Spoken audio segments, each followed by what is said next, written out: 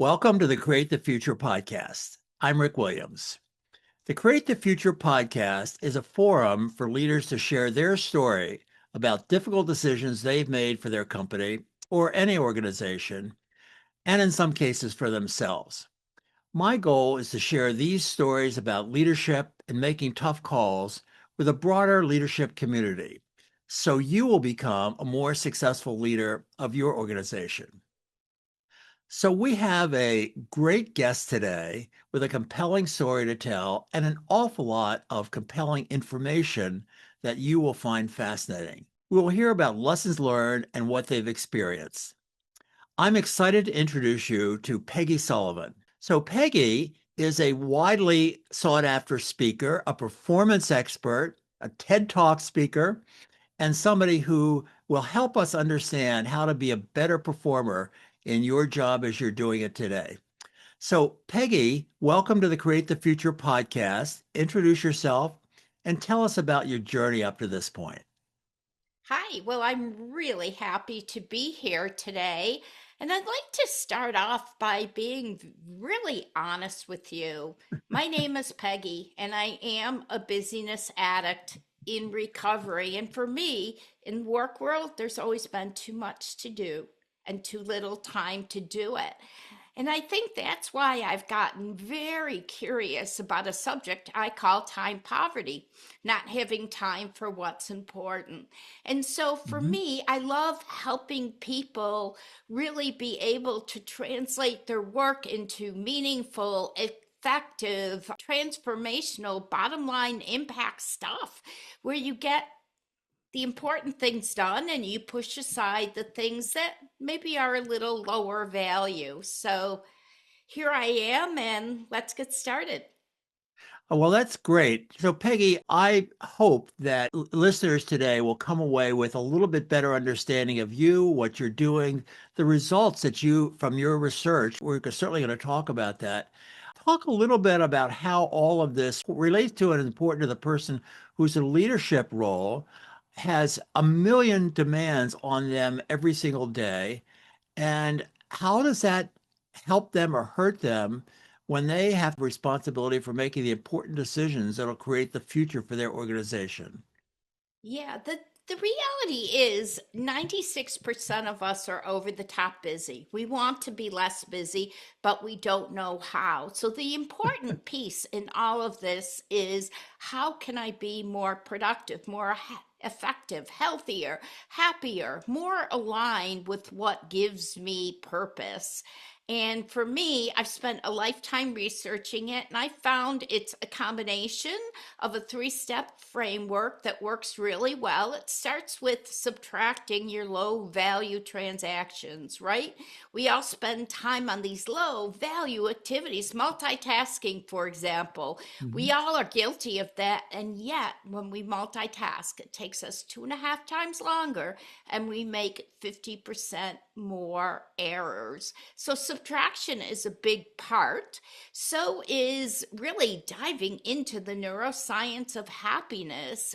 I wrote my first book about happiness, and what I learned about happiness is that our brain lights up and it basically sends these superpowers to our body, giving us enhanced ability to focus. We actually think better.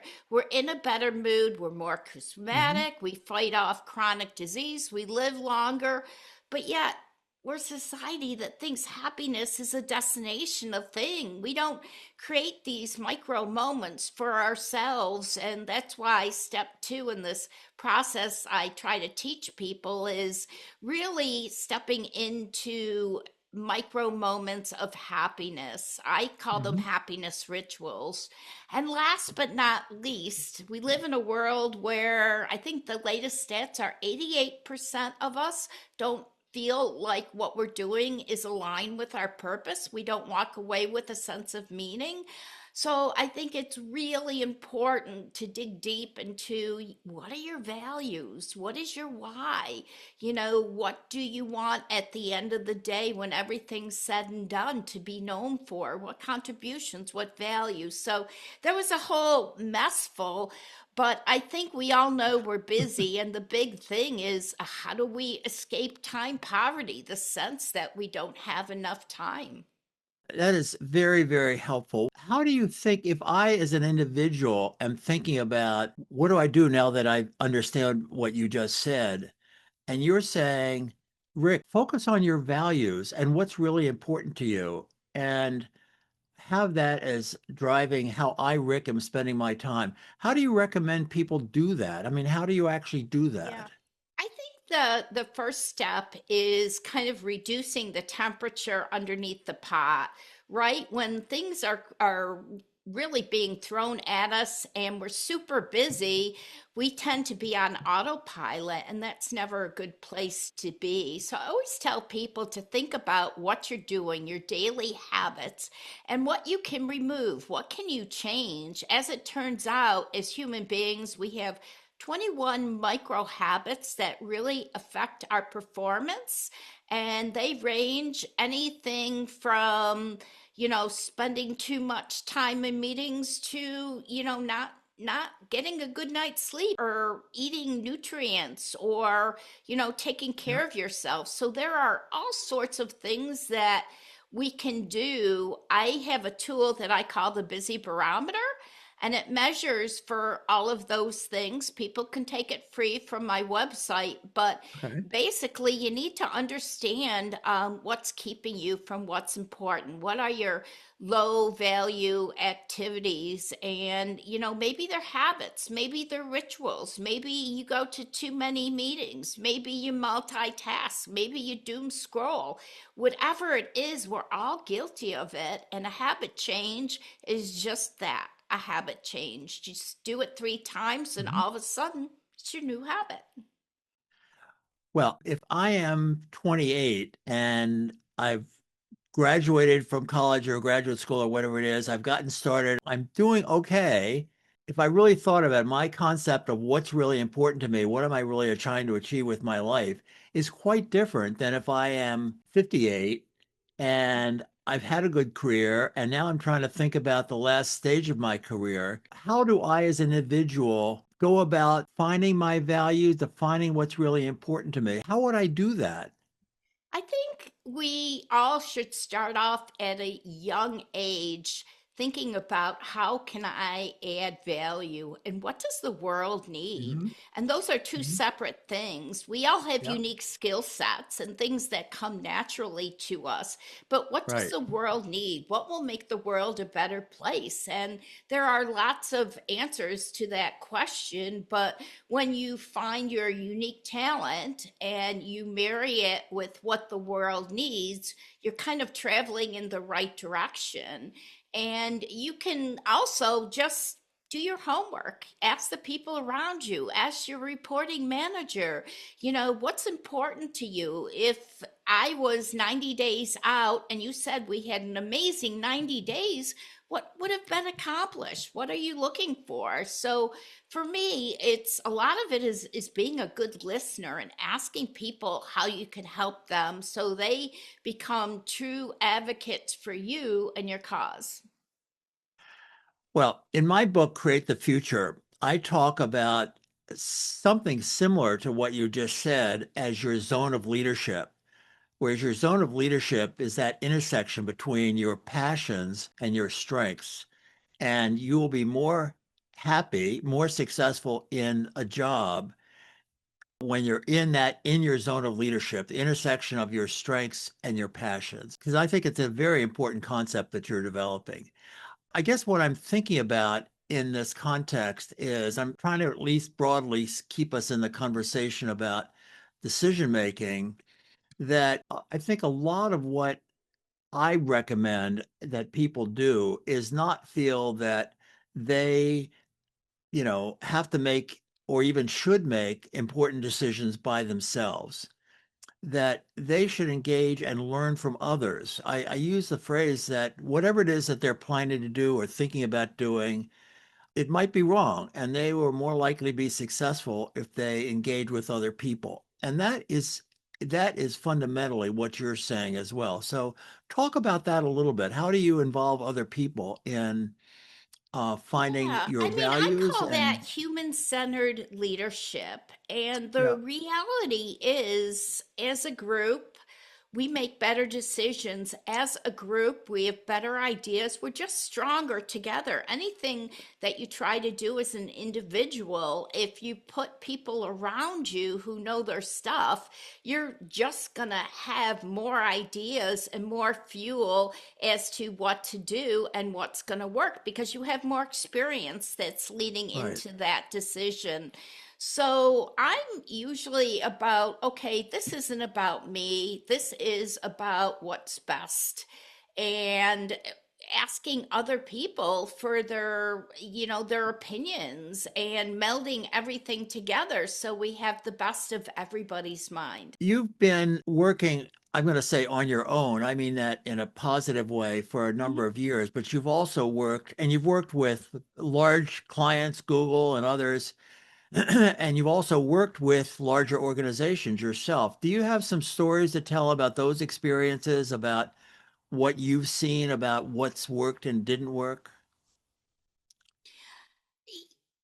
Yeah, I mean, there's always a tremendous number of stories, but I think for me, when I look at my career, I pivoted into new industries, new positions all the time. I went from being head of marketing and communications in a healthcare company to, leading employee engagement and customer experience at a high tech company.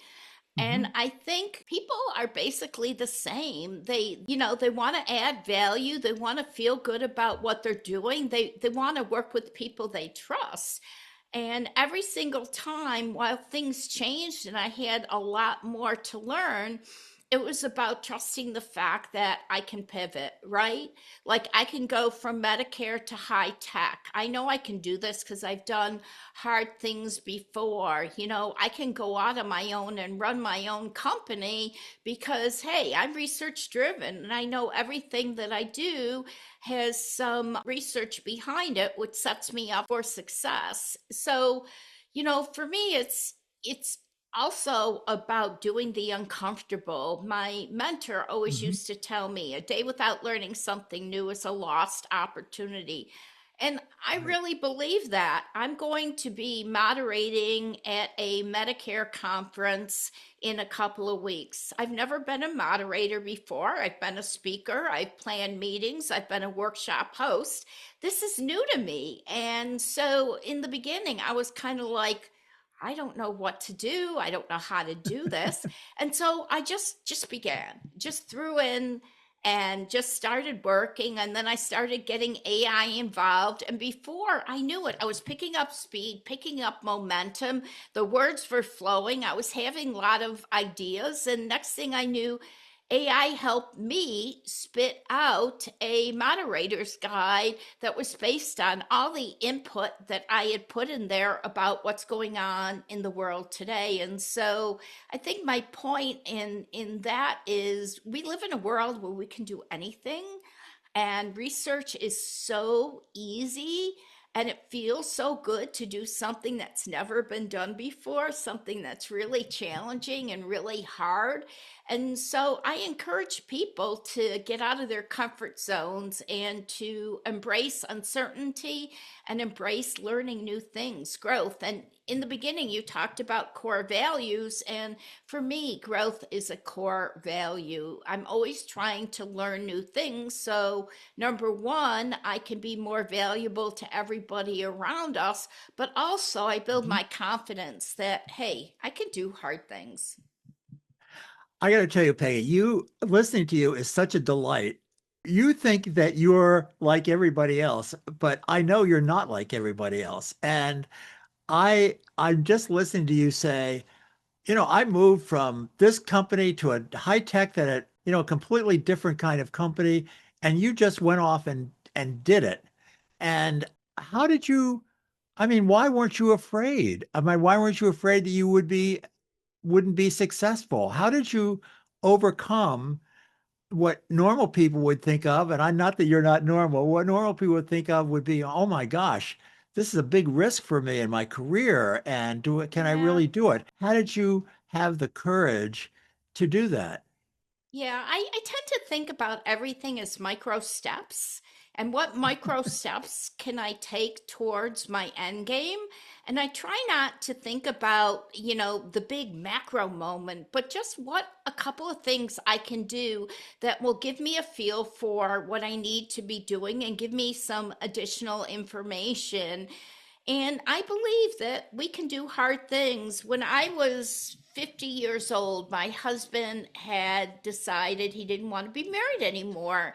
And I lost my sense of confidence. And so I thought, I'm going to do something really hard. I've never run before in my life. I'm going to run a marathon. And then I thought to myself, what are you nuts? You signed up for a marathon in 2 months. You think you're going to learn how to run in 2 months.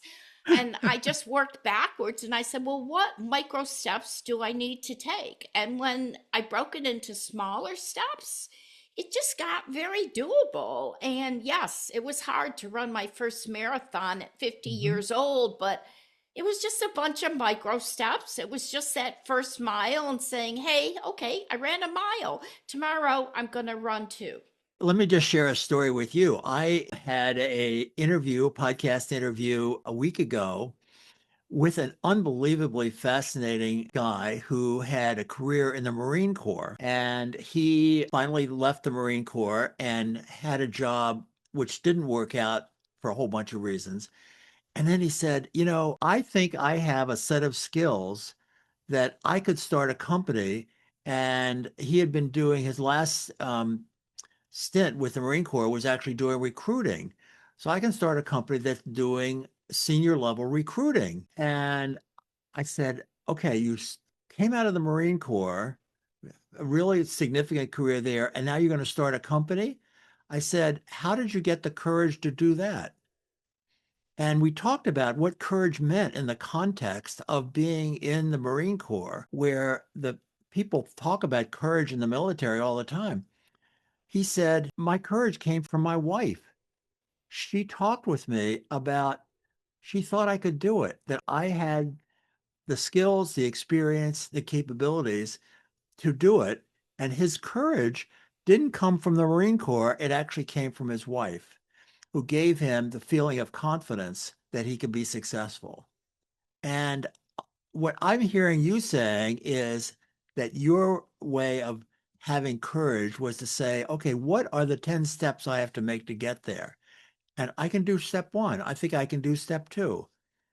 I Yeah, think that's I think you're very helpful. definitely got something good there. You reminded me of a funny story and when I started off as an executive at a young age, I was always the only woman at the table.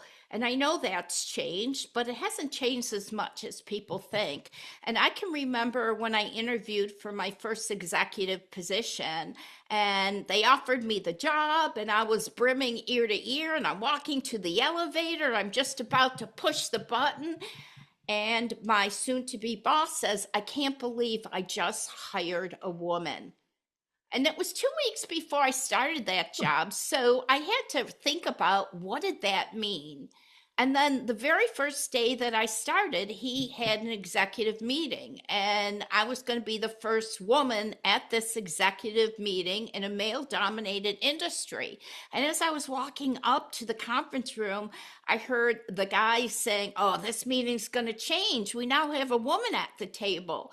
And so I walked in, I looked at all of them. I don't know what got me to do this, but I jumped up on top of the table and I said, look, guys, I burp and I fart just like you. But if you're here to really get something done and move the mark, if we work together, we can do some amazing things. So let's get rid of that elephant in the room and let's just do work. Let's just work on what we need to make this company excel. And I think about that being a really bold moment, but actually it was a necessary one to break the Yeah. ice and to take the edge off for everybody in that room who was thinking, I need to behave differently. I'm like, no, you don't need to be, just bring on your best and we'll work together and figure it out. That is really wonderful. Let me just share a little bit of my experience. Most of my sort of day job work now is serving on the board of directors of technology companies. And I am a very strong advocate of having a woman, many women, whatever, on your board of directors, because having a woman involved as part of the conversation does indeed change how people, I don't know, engage with each other, think with each other. Women do, in addition to doing the professional work that you are saying, hey, I'm no different than you, women do change how discussions go, how people think about the issues before them. I think it might be helpful if I know that you've written a lot about women empowerment. Talk a little bit more about how you see women as, well, what do they have to do to achieve where you're trying to go? What do they have to, do they make decisions differently or participate in part of a leadership team differently? I just talk about Yeah, that I a little mean, bit. women are definitely wired differently, and our brain works differently, and we make decisions emotionally as well as logically. And for women, the tendency to want to make emotional decisions is really front and center. That's the way our brain's wired. So I always love to tell women, think about it first. Don't do anything, don't say anything, just be self aware, keep it to yourself, hang on, and think about whether you're doing something emotionally or you're doing something rationally. Because for most cases, emotionally, you're going to say something you're going to regret, you're going to do something you're going to regret, or you're not going to be effective. You're going to be known as that emotional person who just blurted out or blobbed out. So I think self-awareness for women in terms of how we're wired differently and making sure Mhm. that we think as much strategically as we do emotionally. And I'm not saying avoid that emotional. I mean, that's what makes women authentic. That's what makes them Mhm. empathetic. And I believe that's a huge contribution to the workplace. But I do think that for many of us, it's about being self-aware and really just understanding, why you're doing it. Just because you're thinking it and feeling it doesn't mean that it needs to be the next decision. I had written that you'll be more successful as a leader if you're both decisive and also you're vulnerable. In other words, vulnerable meaning you're open to hearing from others and learning from others. And as I'm talking with you about this, and you correct me if you think I'm wrong, but in a way, what I'm saying is that men need to be more like women at some points in the sense of being more purposeful about their emotional reaction of values, allow themselves to be vulnerable and open and to learning. And in a way, you're kind of saying that women, in order to be in leadership positions, need to be a little bit more like men. I don't want to quite see if I'm saying it quite right like that, and be a little more open to logic and less emotional. And the truth is that we're stronger if we're both learning from it, if both men and women work together in a collaborative way and learn from each other. Yeah, Your that's thoughts so on that? true. That's so true. And I love people that, kind of look at us all equally. I think women still have a long way to go. And I say that because I belong to a leadership group. It's CEOs in the state of Florida, thousands of people. I went to a leadership breakfast. There were hundreds of people in the room and only three women. How could that be? I Mhm. mean, there was less than like 3% women in the room. And yet I know that the population is much greater than that, especially in Florida. So I think, I don't know why why we're not getting the opportunities, or, why we're not invited to the table a little bit more often. But hey, bring it on. And I love when I'm that unique voice and I can help people see things just a little bit differently. Maybe it'll give them a little bit of shift to make more effective choices or decisions. Well, I'm going to ask you one final question and then we'll wrap it up. You are somebody who is very clear about, okay, if I have a challenge in front of me, let me imagine the steps I have to go through to be successful. How do you think about risk? And I said, well, why weren't you just afraid to even start? And you said, Rick, I wasn't afraid. I was thinking about what do I have to do to make this actually happen? How do you, as a decision maker who's very confident in what you're doing, how do you think about risk and what might go wrong and whether failure is okay? Yeah, I mean, I'm a huge risk taker and I fail forward and I learn from my mistakes, and I don't always know the mistakes during it. But when we make mistakes and we have the sentiment that we're going to take a few steps back and look at that and think to ourselves, well, I didn't get the outcome I wanted. What could I have done differently? And I think that's how we evolve into being the best versions of ourselves, is when we take risks, when we fail, when we do hard things, Mhm. and we think about what we can do to get better. But I don't know. I guess I've never been afraid. When I was a little girl, I remember this day, and it's one of the opening chapters of my book. I can remember being 4 years old and super tiny. I'm still tiny. And my father taking me to a pool to go off a diving board that was over 100 feet in the air. And I can remember him behind me saying, go ahead, climb up, climb up, climb up, climb up, climb up. And I remember standing there at the end of the board thinking to myself, wow, this is like really high up. What's the worst that can happen?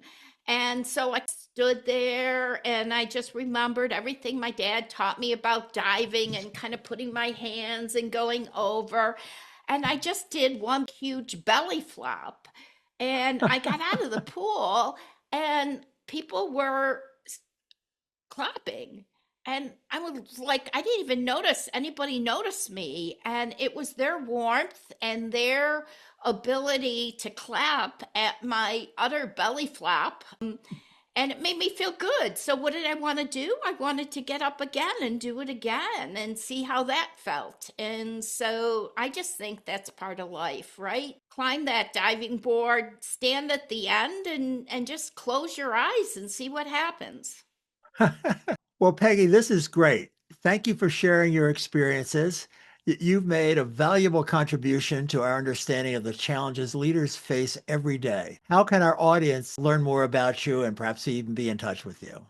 Yeah, I mean, if they go to my website, Peggy Sullivan Speaker, com. They'll be able to connect with me, find out about my speaking, my consulting, my workshops, the Busy Barometer. I've probably got a couple hundred blogs there, a lot of free tools. For me, my passion is helping people step into their power Mhm. and helping them eliminate the things that really aren't serving them. And many times it takes an outsider to see that. So, Yeah. anybody interested in, just stepping into their power position, I'd love to help them. Well, that's great. I want to thank our audience for taking the time to engage with our guests and learning from our guests.